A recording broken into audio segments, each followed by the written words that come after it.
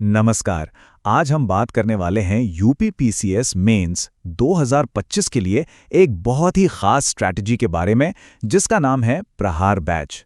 तो चलिए इसको आसान भाषा में समझते हैं कि आखिर ये है क्या और ये काम कैसे करता है। तो सबसे पहले ये समझना जरूरी है कि आखिर इस तरह की स्ट्रैटेजी की जरूरत ही क्यों पड़ी। देखिए, मेंस एग्जाम में एस्पिरेंट्स के सामने एक बहुत बड़ी चुनौती होती है और ये चुनौती सिर्फ फैक्ट्स या नॉलेज की नहीं है। और यही है मेंस एग्जाम की असली सच्चाई। जो भी सीरियस एस्पिरेंट है वो इस बात को समझता है। परीक्षा इस बारे में है ही नहीं कि कितना पढ़ा है, बल्कि इस बारे में है कि जो पढ़ा है उसको पेपर पर उतारते कैसे हैं, प्रेजेंटेशन कैसा है।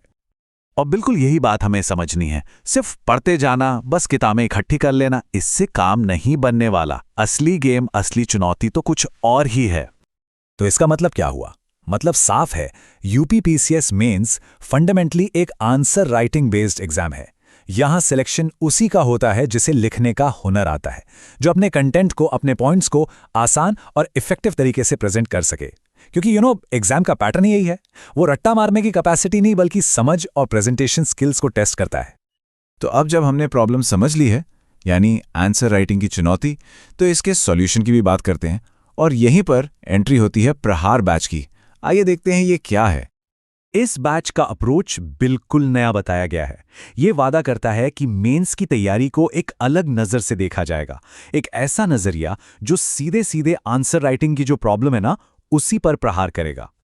तो ये है क्रिडोज आईएएस का डिजाइन किया हुआ प्रहार बैच, खास मेंस 2025 के लिए। इसका पूरा फाउंडेशन एक मॉडल पे टिका है जिसे ये कहते हैं TCW मॉडल, यानी कि थीम, उसके बाद क्लासेस और फिर राइटिंग। अब देखते हैं कि ये आखिर काम कैसे करता है।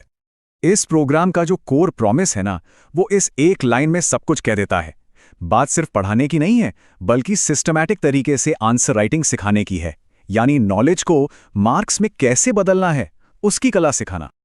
तो चलिए अब इसके सिस्टम को थोड़ा और डिटेल में समझते हैं। ये C2W मॉडल, जो इनके थीम, क्लासेस, राइटिंग फिलॉसफी से निकला है, ये 6 प्रैक्टिकल स्टेप्स में टूटा हुआ है। चलिए देखते हैं ये काम कैसे करता है। अच्छा, तो ये जो 6 स्टेप्स का मॉडल है, ये बड़ा इंटरेस्टिंग है। स्टेप 1 है कॉन्सेप्ट, मतलब पहले तो टॉपिक को A to Z बिल्कुल अच्छे से समझ लो। फिर आता है स्टेप 2 नोट्स। इसमें crisp to the point handouts मिलते हैं, रिवीजन के लिए एकदम परफेक्ट। स्टेप 3 है प्रैक्टिस, हर थीम से जुड़े हुए सवालों को प्रैक्टिस करना। अब आता है सबसे इंपॉर्टेंट स्टेप, स्टेप 4 राइटिंग। यहां एक्चुअल एग्जाम कंडीशंस में लिखने की प्रैक्टिस की जाती है। फिर स्टेप 5 है इंप्रूवमेंट, अपने लिखे हुए आंसर्स को मॉडल आंसर से कंपेयर करके देखो कि कहां कमी रह गई। और आखिर में स्टेप 6 है मास्टरी, लगातार फीडबैक और इंप्रूवमेंट्स के साथ उस टॉपिक पर मास्टरी हासिल हो जाती है। सिंपल है ना? तो ये तो हो गई फिलॉसफी, लेकिन इसको एक प्रॉपर प्लान में कैसे बदला गया है, उसके लिए चलिए अब इनके 120 दिन के ब्लूप्रिंट पर एक नजर डालते हैं। ये माइंड मैप देखिए, कितने बढ़िया तरीके से इसमें पूरे सिलेबस को अलग अलग थीम्स में बांटा गया है। पूरे 6 जीएस पेपर्स, जैसे जीएस पेपर 1 के लिए 30 दिन, जीएस पेपर 2 के लिए 35 दिन, और ऐसे ही आगे।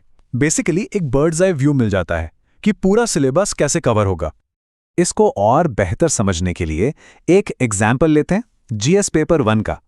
इसके लिए 30 दिन रखे गए हैं, जिसे आगे modern Indian history, freedom struggle जैसी बड़ी थीम्स में तोड़ा गया है।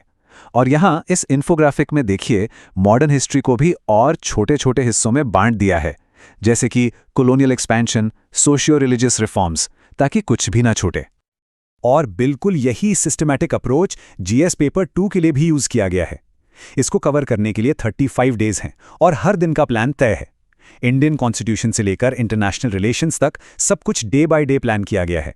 इससे क्या होता है, तैयारी एकदम फोकस रहती है और प्रोग्रेस को आसानी से ट्रैक किया जा सकता है। तो सवाल यह है कि आखिर इस अप्रोच में ऐसा क्या खास है, क्या चीजें हैं जो इसे इफेक्टिव बनाती हैं? चलिए आखिरी सेक्शन में इसके की डिफरेंशिएटर्स, यानी इसकी खास बातों को समझते हैं। सबसे पहली चीज, एकदम साफ सुथरा 120 दिन का ब्लूप्रिंट। ये सिर्फ एक टाइमलाइन नहीं है, ये एक तरह की गारंटी है कि सिलेबस टाइम पर और सिस्टमैटिक तरीके से पूरा होगा। दूसरी बात, टेस्ट्स, बहुत सारे टेस्ट्स। टोटल 30 टेस्ट्स हैं, जिसमें टॉपिक वाइज भी हैं और फुल लेंथ भी। इसका फायदा, लगातार ये चेक किया जा सकता है कि तैयारी कैसी चल रही है। एग्जाम डे के लिए सॉलिड प्रैक्टिस हो जाती है। और तीसरी खास बात है डेली सपोर्ट, रोज 45 मिनट का मेंटरशिप सेशन। इसका मतलब है कि कोई भी डाउट, कोई भी कंफ्यूजन बाकी नहीं रहेगा, हमेशा सही गाइडेंस मिलती रहेगी। तो अगर हम इस पूरे प्रोग्राम को समराइज करें तो इसकी की फीचर्स क्या हैं? एक तो GS1 से GS6 के लिए कंप्लीट शॉर्ट नोट सिस्टम, फिर पूरा सिलेबस कवरेज थीम के हिसाब से, डेली मेंटरशिप और डाउट सॉल्विंग तो है ही, साथ ही एस्से और हिंदी पेपर पर भी पूरी पकड़ बनवाई जाती है। और हाँ, जो नए यूपी स्पेशल पेपर्स हैं GS5 और GS6, उन पर स्पेशल फोकस रहता है।